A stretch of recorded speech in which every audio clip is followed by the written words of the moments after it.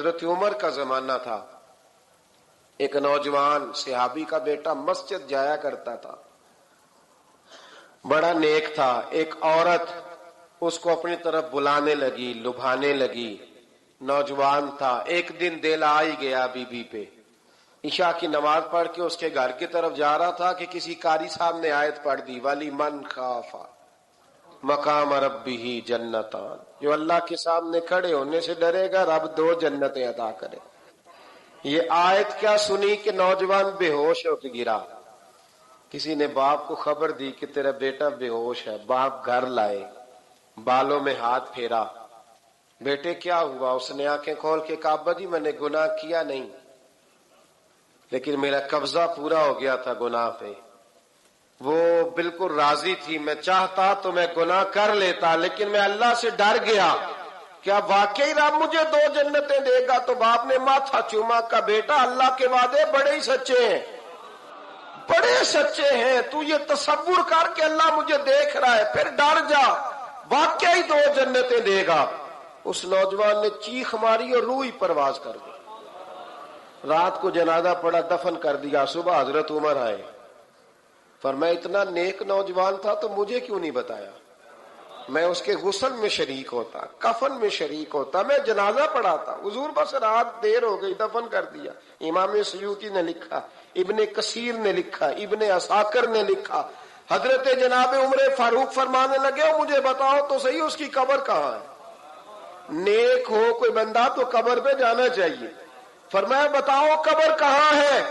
حضرت عمر کو قبر پہ لے گئے تو سیدنا فاروق اعظم قبر پر کھڑے ہو کے فرمانے لگے نوجوان مجھے امید ہے اللہ نے تجھے 2 جنتیں دی ہوں گی. حضرت عمر کہتے ہیں مجھے اللہ کی قسم قبر کے اندر سے بول پڑا، کامل پیرونا دے باہو قبر جنا دی جیوے.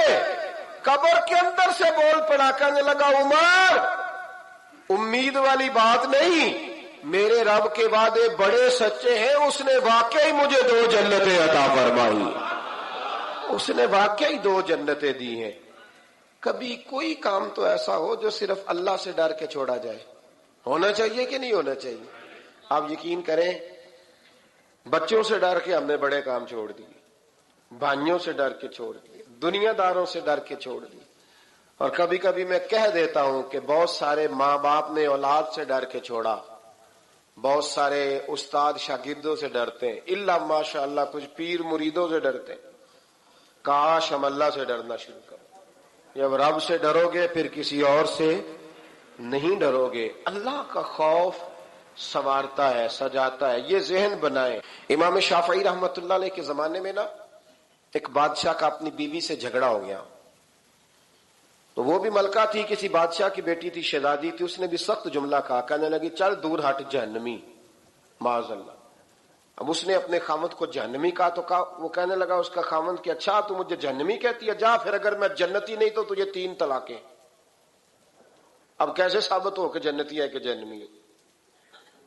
کیسے پتا چلے گا؟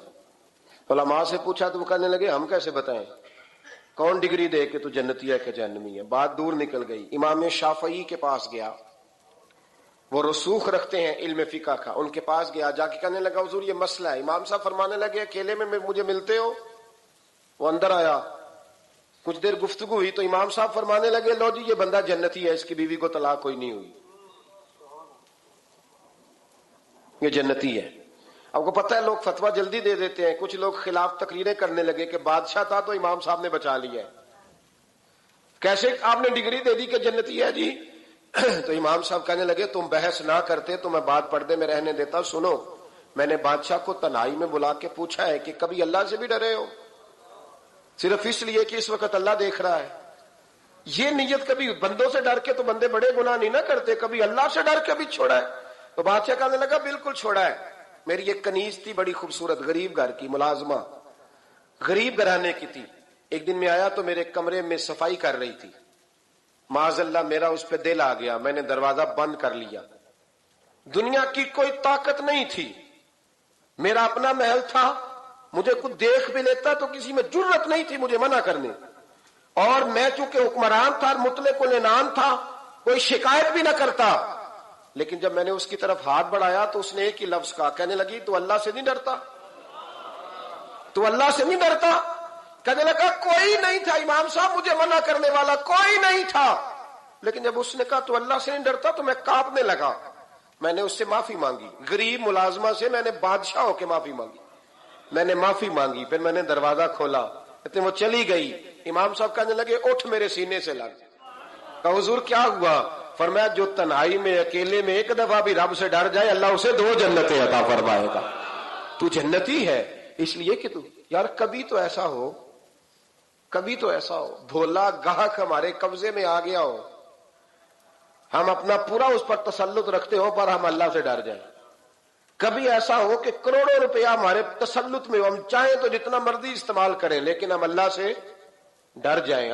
حضرت سیدنا عبداللہ ابن عمر رضی اللہ تعالیٰ عنہ کر رہا تھا تو صحرا میں میں کھانا کھانے کے لیے بیٹھا، ایک چرواہا بکریاں چرا رہا تھا، میں نے دعوت دی روٹی کھا لو، کہنے لگا میں نے روزہ رکھا ہے۔ آپ فرماتے ہیں غریب آدمی تھا، نفلی روزہ، میں اٹھ کے قریب گیا، میں نے کہا پتہ تو کروں صرف روزے دار ہے کہ نیک بھی ہے؟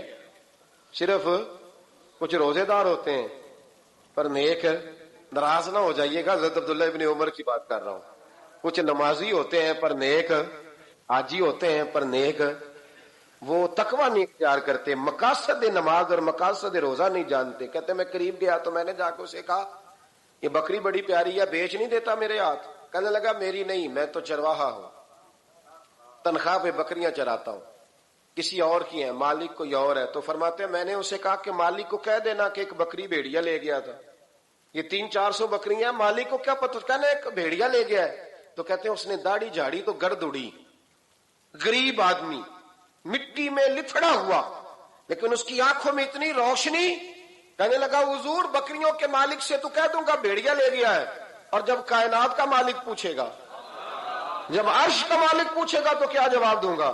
آپ فرماتے ہیں میں واپس آیا، میں نے پتا کیا کس کا غلام ہے، پہلے غلام خریدا، پھر بکریاں خریدی، پھر وہ بکریاں اسے تحفے میں دے دی۔ کہنے لگا حضور یہ کیا ہے؟ فرمایا تو رب سے ڈرتا تھا نا تو اللہ نے تجھے انعام عطا فرمایا ہے۔ اگر ہم اصلی نیک بننا چاہتے ہیں نا، ایک ہوتے ہیں وقتی نیک، لوگوں کے سامنے نیک، ایک ہوتا ہے اصلی نیک۔